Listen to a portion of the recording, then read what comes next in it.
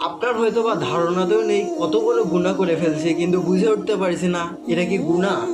যেমন রাসূল সাল্লাল্লাহু আলাইহি ওয়াসাল্লাম বলেছেন, ইয়াকুম আয-যন্না ফাইন্না আয-যন্না আকযাবুল হাদিস। তুমি ধারণা করা থেকে বেঁচে থাকো, কেননা ধারণা করা সবচেয়ে বড় গুনাহ। ইন্না বা'দাল যন্না ইসমু, এটা আল্লাহ তাআলা বলেছেন। তোমরা কিছু কিছু ধারণা করা থেকে বিরত থাকো, সূরা হুজরাতের ভিতরে। কিন্তু আমরা বুঝে উঠতে পারি না কত বড় গুনাহ করে ফেলি। এমনিতেই এ কথায় ও কথায় ধারণা করে একে বলি ওকে বলি, ধারণা করেই বলি, কিন্তু জানি না যে এটা কত বড় গুনাহ। কারণ ধারণা করাটাও একটা মিথ্যা। আর রাসূল সাল্লাল্লাহু আলাইহি ওয়াসাল্লাম আরেক জায়গায় আরেকটা হাদিসে বলেছেন, কাফা বিল মারি কাযিবান আও হাদিসা বিকুল্লি মা সামি।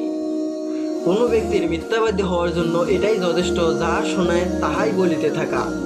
মানে আপনি যে কথাটা কারো কাছ থেকে একটু শুনলেন, সেটা আপনি আরেকজনকে আবার বললেন, এটা আপনার মিথ্যাবাদী হওয়ার জন্য যথেষ্ট। কারণ এটা সত্য নাও হতে পারে, আপনার কথার ভিতরে আরেকটু বাড়তিও হতে পারে। কারণ যেটা শুনবেন ওটা বলাটাও মিথ্যা, রাসূল সাল্লাল্লাহু আলাইহি ওয়াসাল্লাম বলেছেন।